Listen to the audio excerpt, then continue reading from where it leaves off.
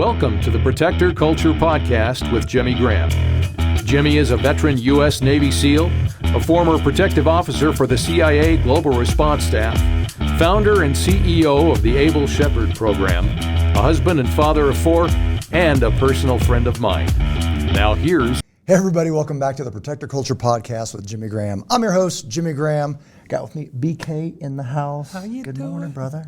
How you doing? Happy Saturday. Happy Saturday on Memorial Day weekend. Oof. This is at the time of the recording right now. It's the Saturday Memorial Day weekend. We got the barbecue, Memorial Day barbecue coming up with the Murph, the optional Murph. Everybody's like, I don't want to have to do the Murph, whatever. If they don't want to work out that hard because it's challenging, but we have a barbecue get together. Man, we have good numbers on that. What'd you guess? It always feels to me like 100 plus by the time you get friends and family and kids. Kiddos and all that stuff. And it's just an amazing patriotic thing that just kind of happened. We just did it. And now it's become an annual thing. And there's American flags and there's barbecue and there's exercise and there's kids running around and there's Doggies, prizes. Yeah. And we put the emphasis on why we're doing it. So I'm excited about it, especially this year. It seems like every year it gets better. So, quick shout out to Able Nation, our sponsor, able-nation.org. Again, I say this many different ways. Last time I was like, give money to them. I just absolutely believe it. So fighting for good, like providing resources towards this specifically, protecting our nation's children. I can't think of many better. You know what I mean? As far as protecting, it is the big one's responsibility to protect the little ones. So we are leading in that. Please prayerfully consider supporting that.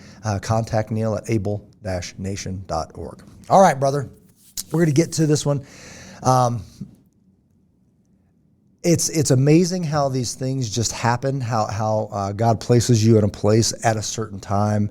I was honored to be invited by Tony Gonzalez, which is the representative for the Uvalde, Texas district. Wow. Okay. And also invited to Washington D.C. to talk, with one of the offices of the House of Representatives, Jared Maskowitz, I believe, is the other representative from Parkland, Florida. Okay. So you got two representatives from districts that have a horrible history, meaning there was some kind of active shooting in a school, and it was just tragic, and it was horrible, and it was failures. It was failures within their district, and what I thought I was coming to was a discussion about, and I shouldn't say that. My hope is that this will be an ongoing thing where we get to some solutions. Yeah. It was scheduled for the 1-year anniversary to the day of the Uvalde shooting. It's already been a year, right? That stings a bit because you're like, now we're meeting a year later, and it's almost like it's been a year. What do we do? Yeah. We should probably call some people and meet. It's like, wow, I know there's other stuff going on, but man, that is this going to be a PR thing? Is this going to be what we call dog and pony? It's like, get the cameras in here. Let's bring in some experts. Op, yeah. Is it a photo op? And then time will tell what happens next. Yeah. So I fly out there. Financially that costs us money. It's me out of pocket for a couple of days, going to DC and all this. Glad to do it, to be a part of something that's going to be something. If it's just a photo op, maybe not so much. But I go out there, and even if that meeting hadn't happened, have you ever walked the monuments at night? I know I have, but I know there's more to this story. Oh, man, it's just good. And by monuments, Lincoln, Jefferson. Yeah, memorials, monuments. Washington Monument. I take off. My phone's about to die. I'm sitting there having some dinner right by the hotel. And then I'm like, man, I'm going to go charge my phone because I want to take pictures. And I just want to go walk and just be quiet, right? So just being silent and walking for up until, probably after midnight is when I finally wrapped it up. And I'm heading down and just, at first it was Washington. I took a cab or Uber down and I got out right near the Washington Monument. And the thing's just massive. When you're looking at it, it's unbelievable. And I should have looked this up because there's a plaque on the east side of it. There's a plaque. And it says something like, may the Lord protect us. And it's the first thing that the sun hits in Washington, D.C. Every morning. Right? It's just like as the sun comes up, it hits that, and then it hits everything else. And I think that's just an amazing statement. Yeah. And I'll have to find out what exactly that plaque says. But that's very, very cool. That's well thought out. Then I worked my way around to the World War II Memorial. I remember when they were making that with the fountain and the States and all that kind of stuff. I donated, and you know how you can. What do? You honor somebody. It was my grandfather, sure. in World War II. And at one point you could go up and type in his name and it would come up and all that stuff. So that was very cool. I remember when that was all being built. So just hanging out and just seeing that and seeing couples walking around and individuals, there's some photographers, but it's late at night and it's dark. And it's just, quiet, everything's different peaceful. And it's quiet. You hear the fountain and that's about it. People whispering. Move my way down the reflection pond and walking along that thing. You start seeing, on one side you've got the Washington Monument, on the other side it's Lincoln. Capitol. And so you start walking up there, and that just, it looks small because you're far away, because that's a big point. You don't really, put it in context. As you start walking that way, it just gets bigger and bigger and bigger. And something about those steps leading up to, and then old Abe sitting there, and then what's actually, chiseled into the granite, I believe it's granite, on the left and right, and just taking the time and just by yourself and just read through that and let it sink in.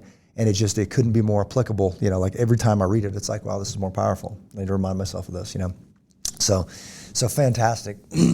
And then left there and then finished at the, took a picture of the 3 soldiers, the Vietnam memorial, and just walked that. And then just, it sinks in all of these names. So in the context of what's going on today, it's a little bit, it's somber, it's depressing, because what have we done, right? But this duty, it like fills you like, I leave there. First, it's a little sad, and then it's like, hand me my mouthpiece. It's like, not on my watch. Yeah. We're freaking doing this, and we're going to do it our way, the way that we see most effective. And then it gets me ready for what I'm going to say the next day. And I don't have a big window, right? These are like way too many people for the time allotted, and you get a snippet.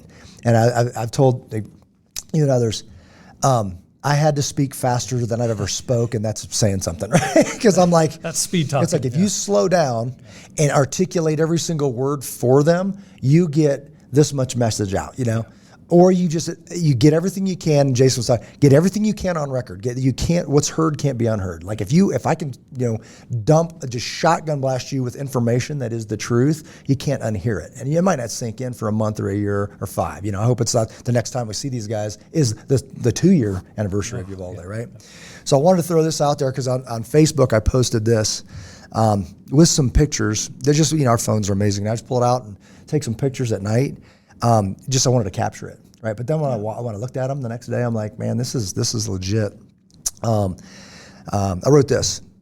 I've been here many times, but this time feels different.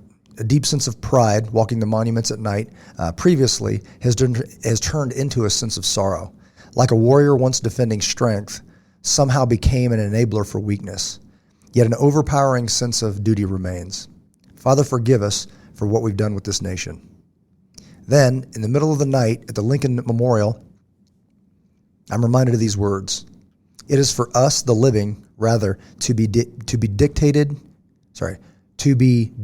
here to the unfinished work which they have fought here. I'm going to do this over because we're going to have to edit it. I should have read this before. Okay, here we go again.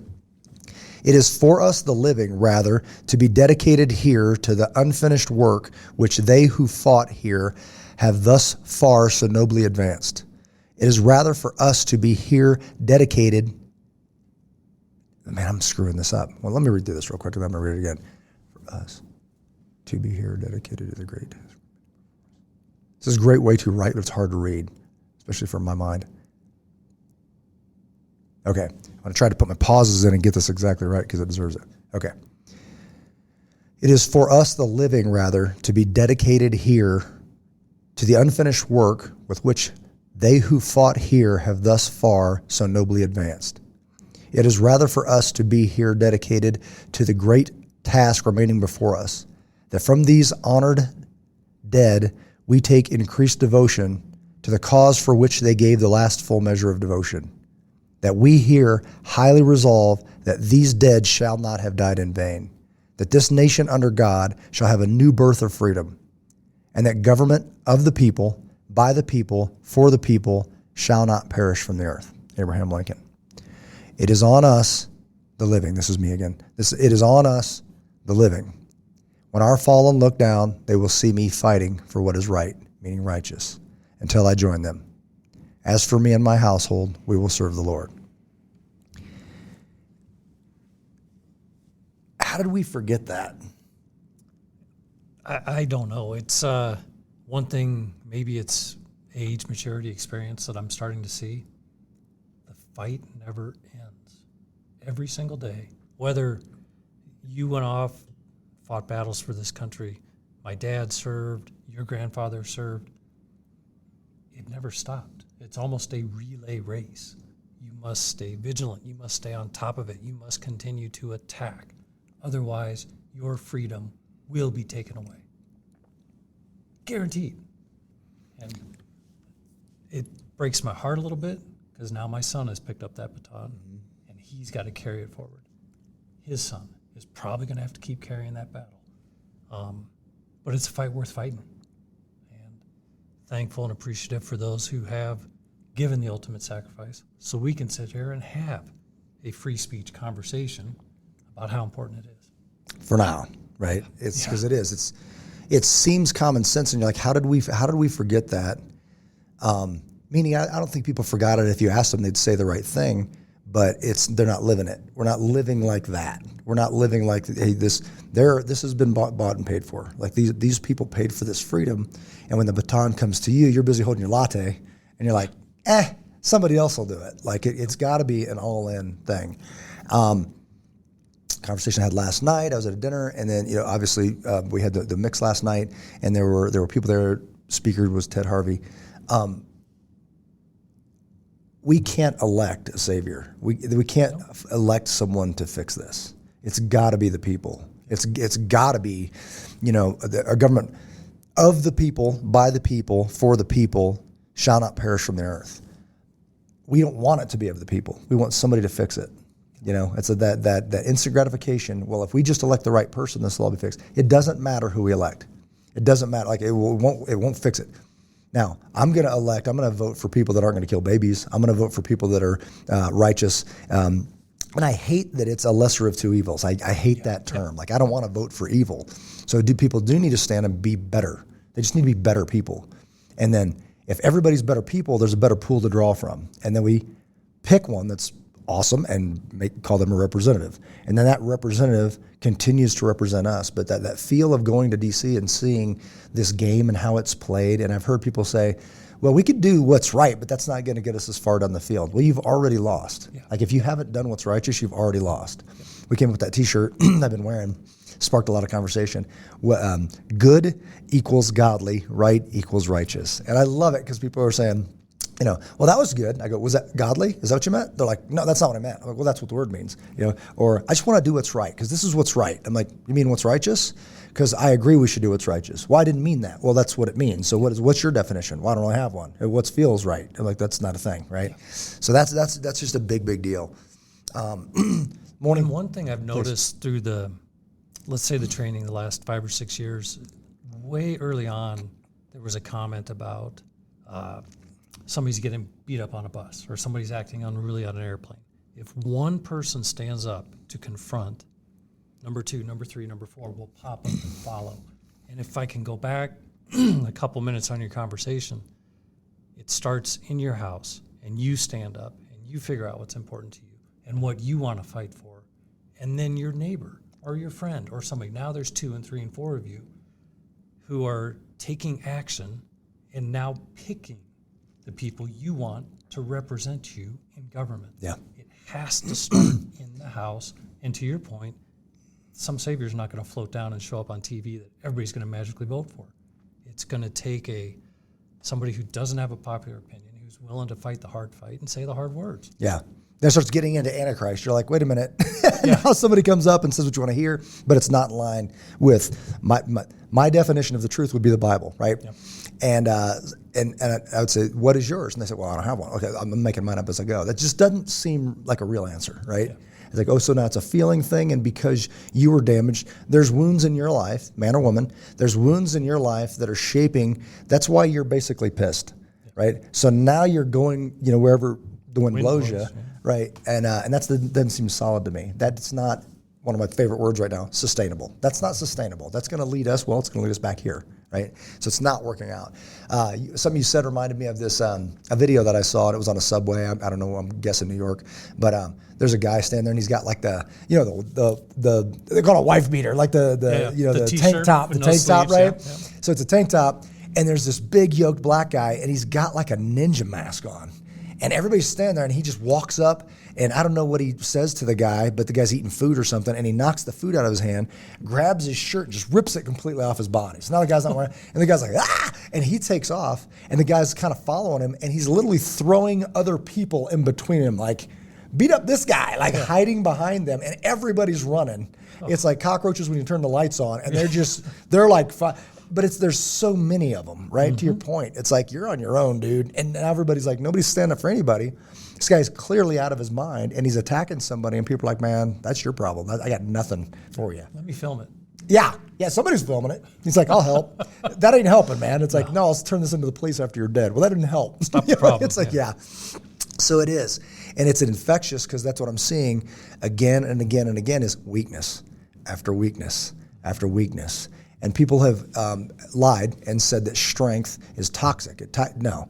I think it was Jordan Peterson that said something to the effect of, if you're afraid of strong men, wait till you see what weak men will do.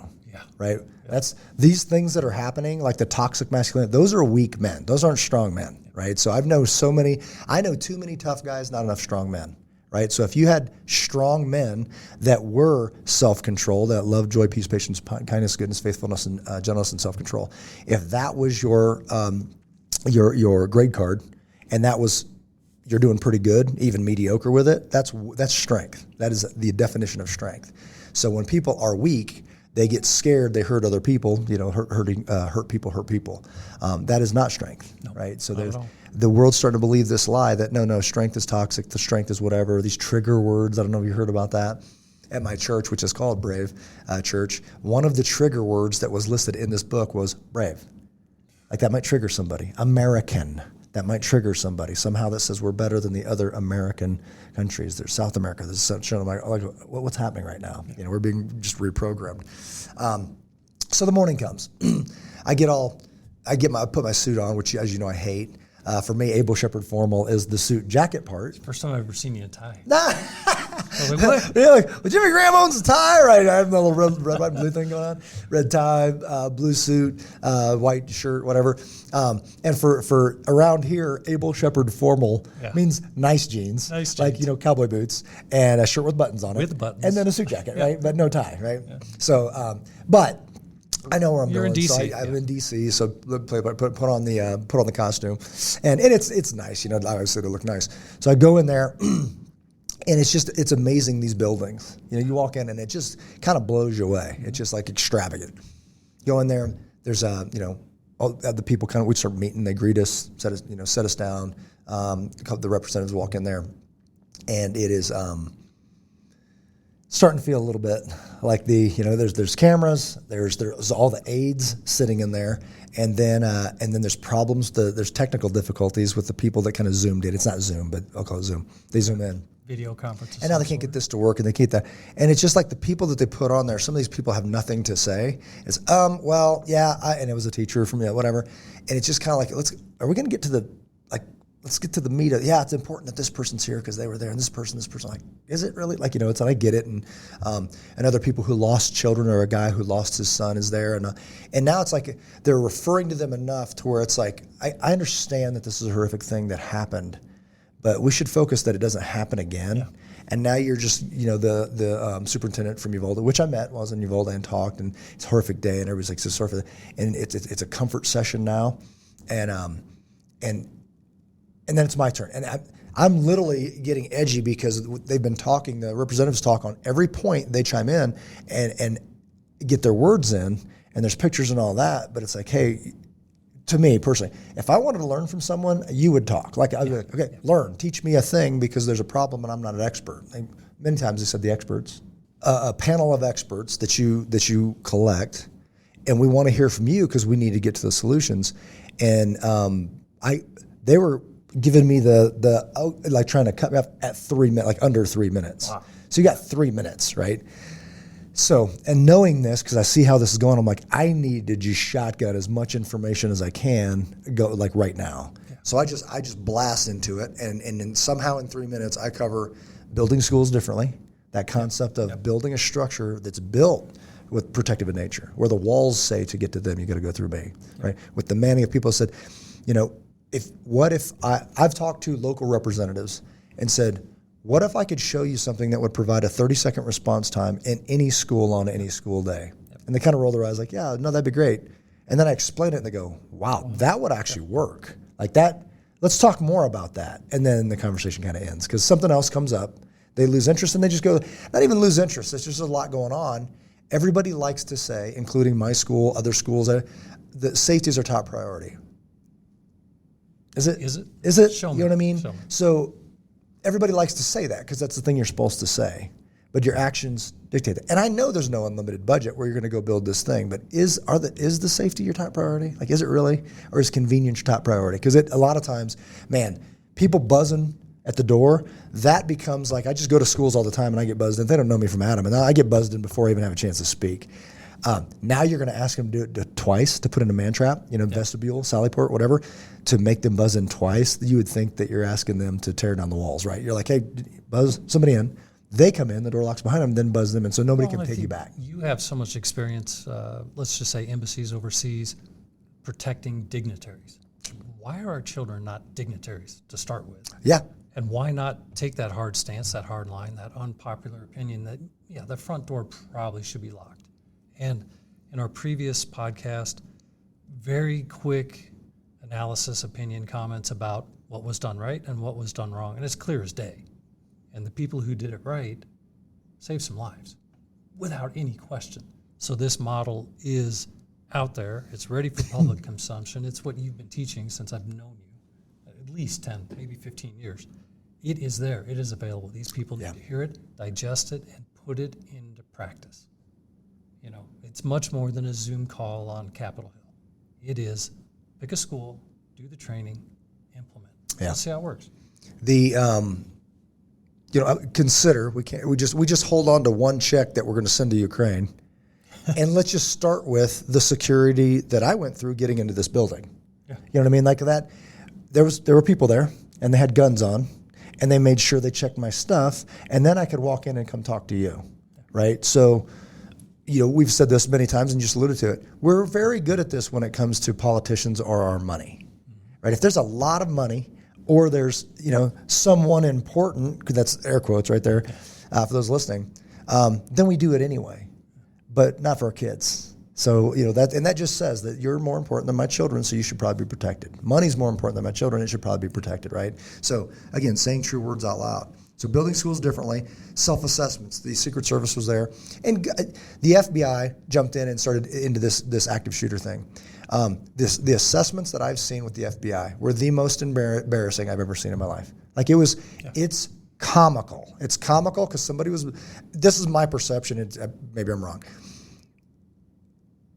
The FBI became a job. This came up. This is kind of cool. It's a board. I thought it was going to be like Point Break. And I was going to run around and shoot bank robbers. And now I'm sitting here and this sucks, right? Yeah. But now this defending kids thing is cool, man. Can I start a manual? Yeah, let's do that. Let's put a bunch of facts together.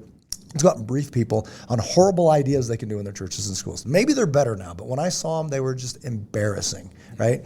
Well, now the Secret Service is doing that as well. And there's good data. There's data after data after data. When I say good data, it means probably true data, numbers-wise, but what am I supposed to do with it, right? So one example of data would be piece of data that comes out that people recite it like it's gospel truth is that glass doors, wooden doors doesn't matter because the data says that people don't go through doors. If they're locked, they just move on, right? They don't shoot their way. They don't break glass. They don't do all that stuff. This was recited to me, not too long ago. And then a week later, we see it on video, somebody shooting through glass, walking in and killing children, right? Which means the data just became garbage. Yep. Just because it hasn't happened doesn't mean it couldn't happen. We say we always train for our last war. Right? What about our next war? What about having like fundamentals, principles that are solid enough that I can adapt to any situation, right? That's that forward thinking, that special operations is good at that. Like many organizations are good at that. But at least with the Secret Service, you're starting with protection. And I mentioned that. I was like, hey, what I'm talking about is protection. These people next to me, yes, they've got a book full of data. At least they've been trained in protection, so most of them. Let's start there. FBI, one, they've lost credibility across the board. And two, you're presenting garbage, right? And if you've got kids, you should feel bad handing me some of this stuff, right? So we went down that road. That's kind of how I started with the self-assessments. These assessments must be done. And the assessments, I told them, they're like, oh, we've got resources. We can send them. I guarantee the Secret Service does not have enough resources to go school to school. No. I promise you they don't, right? And because they're federal government, you want to break this but good, let the federal government take over, right? And there was kind of a cry through in that room of there should be more federal, there should be more federal. In emergency, there's a team that comes to respond. But you're talking about mental health professionals. Somehow there's going to be a team of feds that are trained in mental health care, like that's, again, air quotes, care. But you can't say true words to my kids. You're going to come in and read off the script and get another long list of who the shooter's probably going to be. Or after a suicide, you're going to come in here and talk about mental health care, not pray with them, not tell them the truth, and not give them their self-worth, not do any of these things that is proven to be successful enough to build a nation. You can't do any of it. You just got to come in there with the party line and then watch them continue to deteriorate in front of you, because that's what's happening in our nation. So that part of it, I said assessments should be done for free. Like there's a thing in the military called self-aid, buddy aid, medic aid, right? So the medic aid is, there's only one or two medics depending on your unit, right? So he's busy. He's got stuff going on. So if I can put pressure on my bleed, do it, right? And if you're there and you're not the medic and you just happen to be next to me, you help me, right? Because he's the most important guy, right, when it comes to somebody bleeding out, and he's helping save a life, and this isn't life-threatening, right? Yep. So self-aid, if I can help myself, do so. If a buddy, local, if you can help me, then that's the next best thing. Then let's go for extended resources, right? So when we start talking about federal teams coming in, I'm like, I'm sitting there thinking while they're going around the room talking, I'm like, guys, that's the job of the church. That's the job of your family. Like your family first. One, you get healthy, and if you can't, there's your family. They should be helping you, right? After that is the church, and the church is built for that. Like that's exactly the reason. Rely on the church and let them come in and do what they were designed to do, not a church, the church. And it should be your local church taking the lead on that. And then if there needs to be assistance, there's so much more before we jump to the federal government who's proven to break everything, like everything, right? Your job to defend the nation, right? But then to come in here and try to make my kid healthy when you're one of the most healthy organizations I can think of right now, right? So that was just unfortunate to see that when you know that's not going to go anywhere. It's not going to go anywhere, right? Then I quickly show the USA standard, uniform, safe, and accurate. Yep. When the SEAL teams East and West Coast meet in Afghanistan, they're not training, they're working. Yeah. They show up on me, and then they're going because they've already done it. Like the time to train is over. The parking lot of an active shooter event is not the place to train. You say on me, and you take a step, and then they come with you, right? The defend training modules. We talked about run, hide, fight. We talked about assessments, and everybody's like, yeah, run, hide, fight. And I was like, but you can't say run, hide, fight. And somebody else said it in the meeting. We looked and people didn't know how to run, where to hide, or how to fight. They just said it. I go, that's not training. You can't just say it out loud and call it training, right? And then say, okay, we're good for a year because it's going to fail you miserably. It's not sustainable, and it's not going to perform on game day, right, on the test day. So we talked about that, the defend training modules. Defense, evacuate, fortify, emergency medical aid, notify others in your immediate area, and then dial 911. And I go, and here's the kicker, show me. Like, if you can show me a response, that's a pretty good start. But even with, we have law enforcement, we train law enforcement, we just trained another, show me. Like, I'm not saying good shot. I'm saying show me how you're going to go and secure that building. Show me how you're going to go and get my daughter, right? Yep. And that's where the wheels come off the bus. With a lot of these local training programs that we assessed one that was at my kid's school, failed miserably because they couldn't show me. And it doesn't mean me, it means all of us. Show me. They do it. And they fail, and there's serious safety issues with just the training. There's no way you're ready for the real thing. Right. This has been created. The interesting part for me, at least, golly, seems like 100 years ago I was in school, but we had to get under the desks for a nuclear attack. Yeah, I remember that. Duck and cover, man. Like that desk is going to help a lot. But a fire alarm. Yeah. And then if in today's day and time, in this conversation, we're talking about active shooter, which one of those three, unfortunately, is most likely to happen? And why aren't you training to that? Yeah. I can't remember the last time I saw a fire at a school. I heard about it on the news. When there's been good principles implied, that's why, I mean, if the fire stuff worked, right? It's like, that's why you haven't heard of a fire. That's why people don't burn up and whatever. They took some measures, and now this on the rise is this active threat. It doesn't have to be a shooter. It just means our children are being targeted. There's no question about that anymore. Our children and babies are being targeted in this nation. That's the deal. But if we say, okay, we're good at protecting our diplomats and our money. Okay, let's start there. Well, how did we get good? What are the processes to get good at that? Okay, let's just talk about GRS, Global Response Staff. Billions of dollars has gone into making people good at protecting this thing. So I said, this is already bought and paid for. So I know that money's the big, what's it going to cost? You already built it, right? Now this is what Abel Shepherd did. Take those principles, scale them, and place them over your home, over your business, over your church, over your school. Those principles fit, they've been bought and paid for.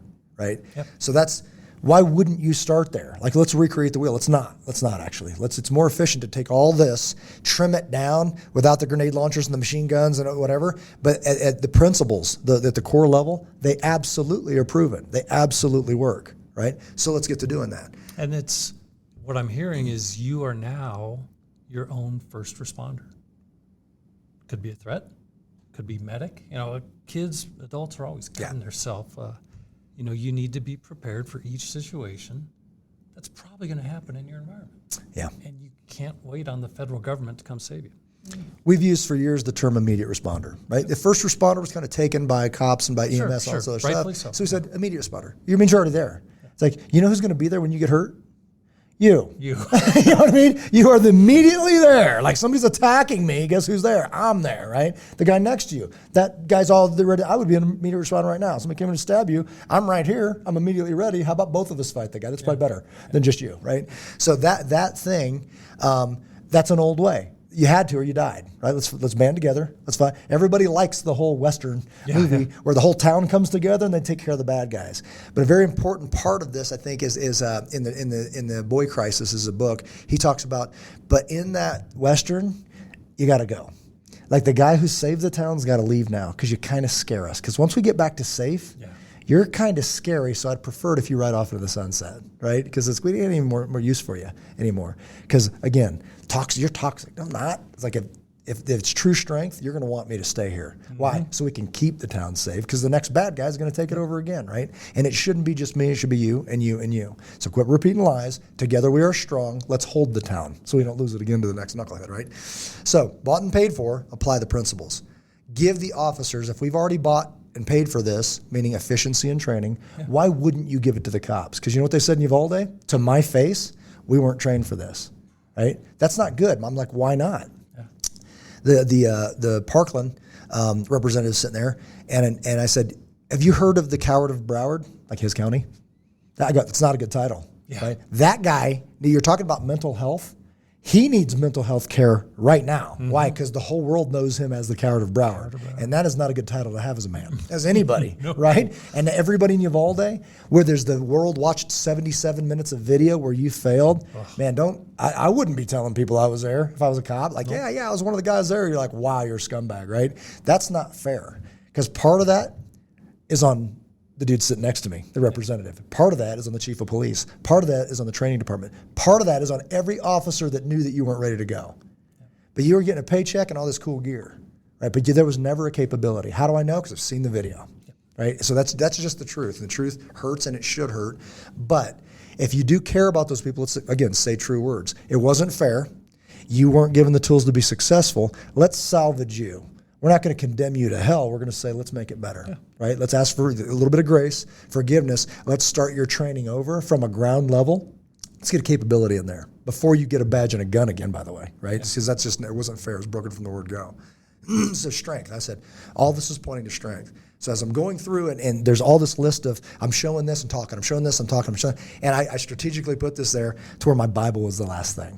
So on the table, I pull out and I said, I tap the Bible. I'm like, we've got to get back to the truth, right? So the question comes up, why wouldn't the principles that built our nation save our nation, right?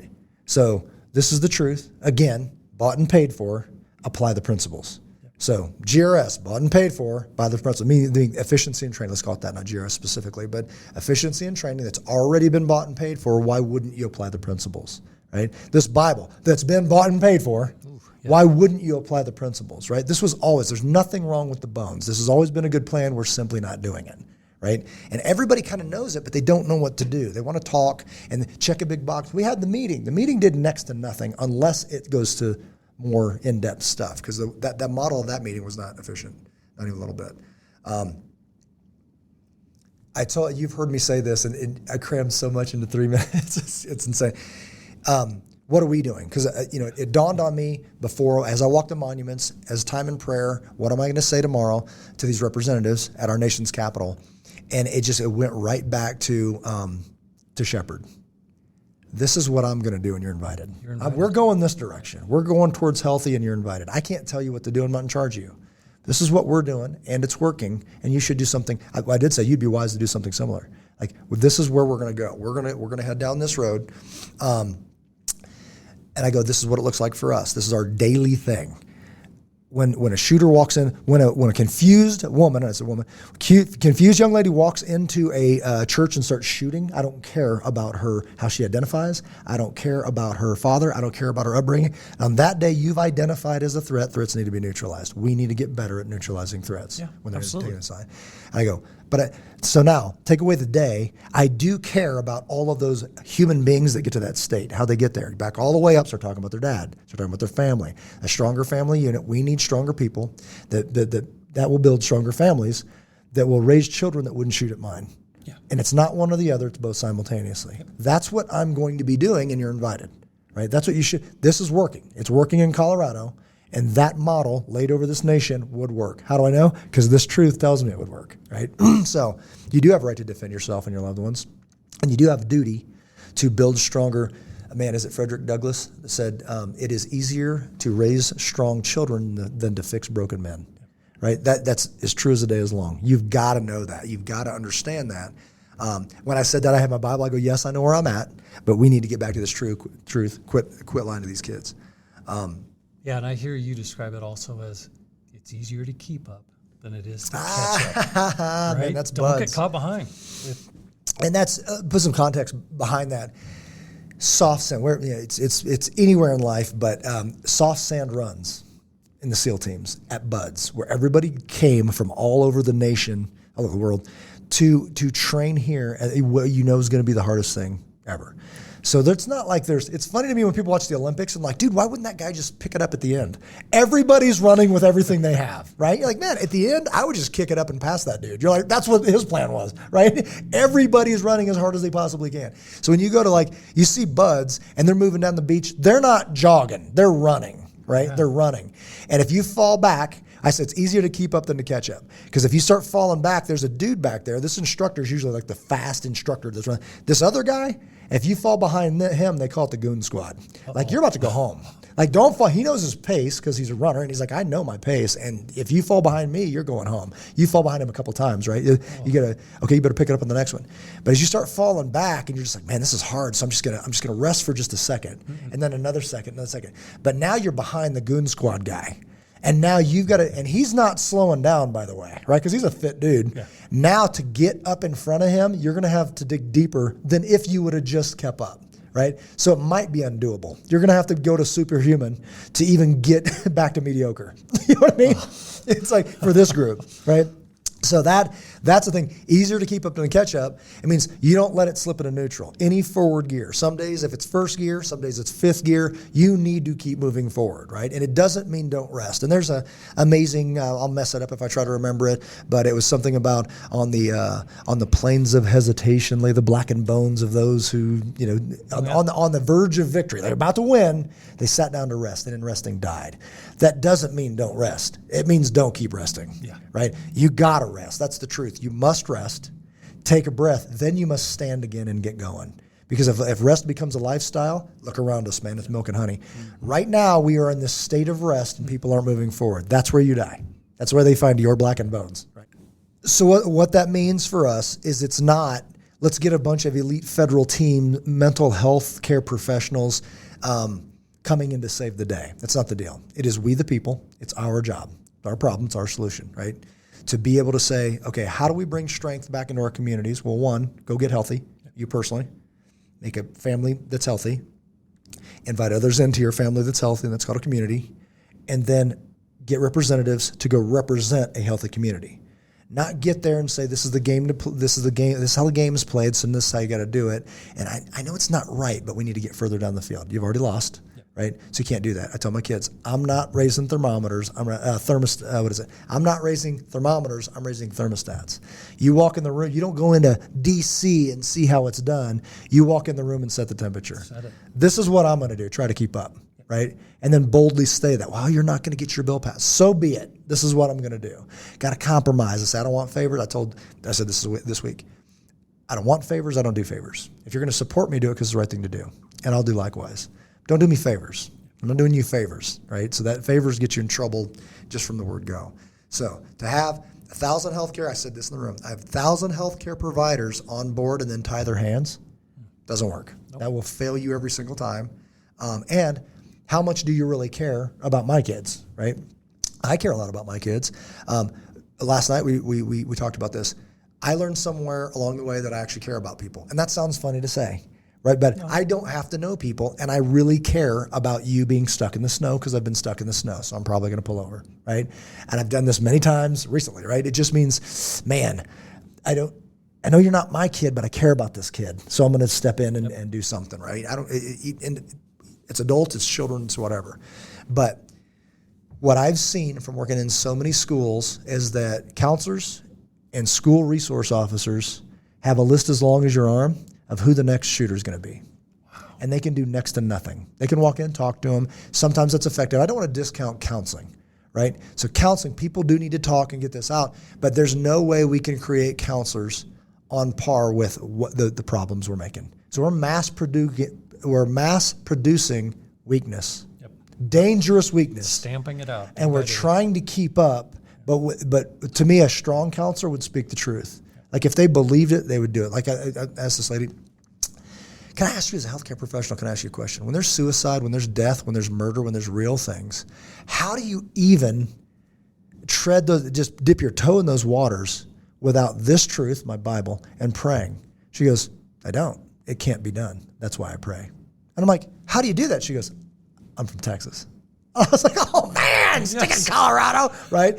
And my wife could care less about that too. She's like, hey, I'm doing it because this is effective. Yeah. If I truly care about this kid, I will not lie to this kid, right? I will remind them of their worth. I will tell them who they are in Christ, that you are the daughter, you are the son of a king. You should act like that. You should wear that today, right? Quick story. We're doing a security team training, and this was an organization that's a Christian organization. They come in, and they hired a female. When you have someone who's frisking females, you need female, right? Sure. But she was new. And she's with a bunch of guys. Come in there, and as you know, when I teach these classes, I'm just kind of getting a read. I think any good instructor or teacher should get a read of their audience and who they're talking to. And I sense something. I pick up a little something, and something in her eyes. So I lean into that whole self-worth. Like I taught this thing that was a confidence thing. Look people in the eye, shake their hands, speak loud, smile, all that kind of stuff. And we have to practice that. And I walked over and I said, this is the drill. And I don't do this always, you know this, but I said, this is going to be appropriate today. And I've walked up to people and said, simply don't shake my hand. Because it's so in us because we're polite. It's hard to not hold the door open for somebody, but to shut a door in somebody's face is very rude, right? And we raise polite children, but it's a security risk. So you got to be, I'm sorry, click, whatever, not even I'm sorry. It's just like click, that becomes a thing. Well, I didn't buzz in, so I shouldn't be let in. I didn't piggyback it off of somebody else's buzz in. Anyways, so back to this, I said, I'm simply going to walk up to you and put my hand out and say, hi, I'm Jimmy, nice to meet you. And I want you to not shake my hand. Like something about me sets you off. It's like there's, whatever. Trust it, and have the confidence to not shake my hand. So I walk over to her and I go, hi, I'm Jimmy. And she goes, I don't shake hands, I'm so sorry. I'm like, why are you apologizing? She starts crying. Hold that thought. I turn around, I go, I'm just going to start over here. Don't make a big deal. Let her have this moment. Like whatever this moment is, just let it happen. Yep. I turn around, start on the other side. Hi, Jim. They all go through their own way. I can tell she's building up her, okay, here we go. I get back to her, and I'm like, hi, I'm Jimmy. She goes, I don't shake hands. I go, Jimmy, I'm Jimmy Graham. Nice to meet you. And she's like, thank you. I don't shake hands. Good job. And she's leaking a little bit, right? So I come back over and then I start telling stories, this is a strategy. Start telling stories about how when my kids, all of them are little, they learn the word no and the power of no. Because in my life, I've seen ladies that are either in my family or whatever that were taught you don't say no to men, right? Well, Uncle so-and-so's creepy. I don't care. Hug him anyway. You're embarrassing me. You don't say no to men. And you don't say it that way, but we were taught, all the boys too. You don't say no to men. This is an adult man, right? The problem is when we turned 18, there was never another class on actually there's a time to say no to men. So all these women get thrust out and they just get devoured, right? Because they didn't know how to say no, right? Again, she's crying, right? And it's just we talk about it, we do all this stuff. At the end, I always offer up questions, and her hand goes up. I say, yeah, question. And remember the room. It's all the security folks. She's the new person, small, in stature, small person. And she says, I got a question. How do I have more backbone? Wow. Like that takes strength to ask that question, period, sure. But in this room. And I tell her that's amazing. There would have to be more conversations. You personally, I'm not even going to go pretend that I know the answer to this. But let's talk in general. Generally, when people ask something like that, they were believing lies, and they didn't know they were lies. And it's been so long, they're not even sure what the truth is, right? So for somebody, and put this anywhere you want, right? When you see people repeating lies, this nation, people started saying things, you started believing it. Then you started repeating it. Then you forgot what the truth was, and now you're a slave. You're trapped. You're weak. You got to get rid of that, right? You got to get rid of it. So she's nodding her head and all this stuff. And I said, I don't know what those lies are, but I would expose them. I'd reveal that truth, find the truth, know the truth, and the truth will set you free, right? Somebody said that once. Weird, right? Again, in the Bible, if you understand that how true that is, right now, where do you get your truth? We are slaves, prisoners, weak, right? But the truth says we're not. And you go, wait a minute, what do you mean? Like if you know that truth, you'll be free again. So learn that truth, start saying it. There's a book out there that says, this is what you say. Your lies don't live in me. Not just with your words, but with your deeds. Your lies don't live in me.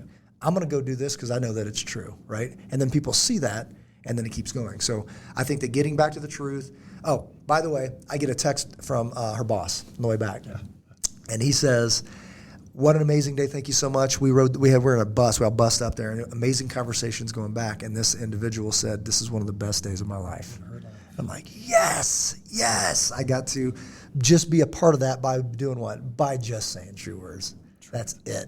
And now all of a sudden there's a different trajectory. And then, the boss, he was saying too, we've seen this. This is like, there's a thing in her that wants to be powerful, and we've been feeding into that, and it's an amazing thing, and now I'm part of it, right? Yeah. So it's just super, super cool.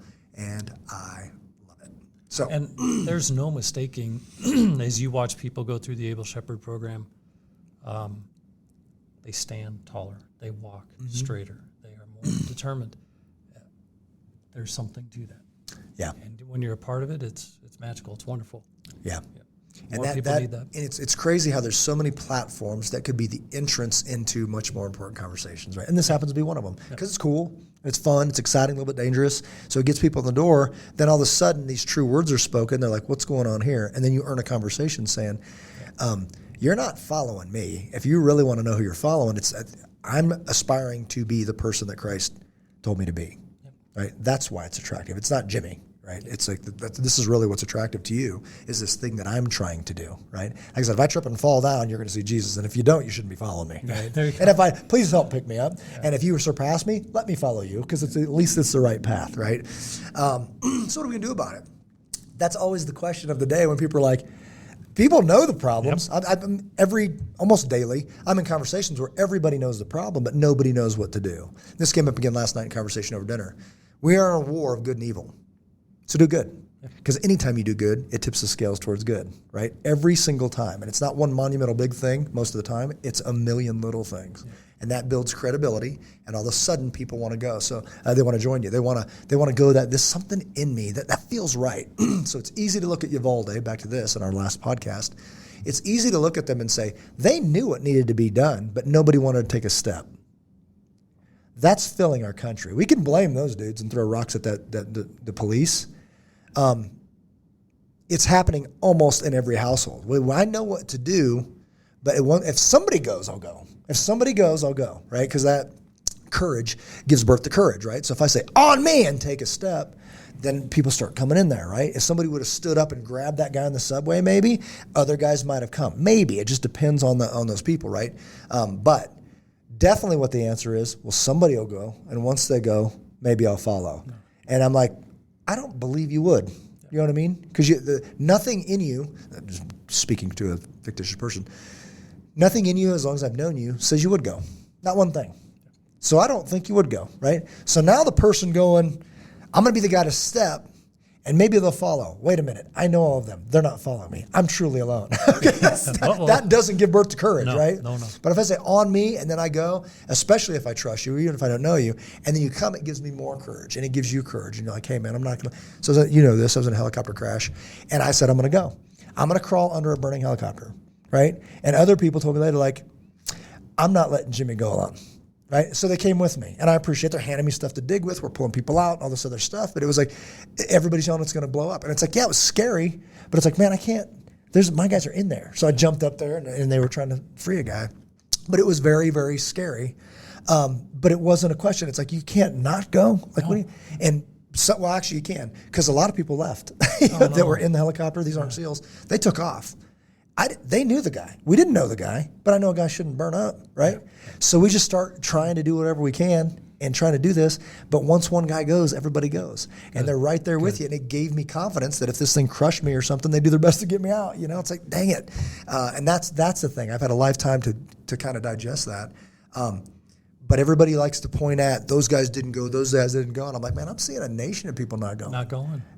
Do good. Pick a fight. Make sure it's a righteous fight, because right now you see a lot of people, again, milk and honey, a lot of these suburban families going, I'm going to pick a fight, and then it's not a righteous fight. I'm going to pick a fight with another Christian or with the church or whatever. It's like, hey, your sights, you need to check your windage, brother, because the fight's over there. Yeah. And I know you need to feel powerful, so you're starting to fight so you can win it. It wasn't a righteous fight, okay? So now you're part of the problem, actually. So be part of the solution, and consider that maybe the problem's you, and that's called accountability. Fix that, and now go pick a righteous fight and then go win it. Again, there's a war of good and evil. Anytime you do good, it tips the scales for good, right? So, and don't be asking permission, man. People are asking permission of, like, back to Uvaldle. Well, we didn't know who's in charge. I did. You're the only one there. Take control of that particular situation and go do what you're supposed to do. Go do good. So what can be done? I would reduce it to this: expose lies, reveal the truth, know the truth, and the truth will truly set you free. Your lies don't live in me, right? They're coming. We're being bombarded with lies. To say literally with your words and absolutely with your deeds, your lies don't live in me. Because as for me and my house, we'll serve the Lord. And deal with it. Yep. And that's sustainable. And people say there's strength there, and then they call you. I said this yesterday in one of the trainings. You know how many guys are so ready? They're so ready with their guns and their this and their that and their wit and all their master's degree. You are so ready for the call you'll never get. It's like, if you don't have character and if you haven't built that credibility, that currency of trust, you'll never get a phone call. And you'll die ready. Good for you, but not really. All right? Final thoughts, brother. Final thoughts. How do you wrap this one up? There's a lot going on in my head, and one thing that you and I have talked about before, and there's a song I listen to that reiterates this. You were born for a time like this. You were born for this exact moment. Yeah. Don't wait. Don't let your neighbor stand up and do it. Just look around what's happening right now. Pick very traditional, wonderful cities. New York, D.C., Chicago, L.A., San Francisco, Seattle. That's a list of active train wrecks that are imploding. Spend some time. Figure out what's important for you. Elect the right officials and get this turned around, because it's not getting better right now, and people have got to take action today. Amen. For a final thought, I would just throw out that The problem is we the people. Yep. The solution is we the people. If we don't model strength right now, there won't be any.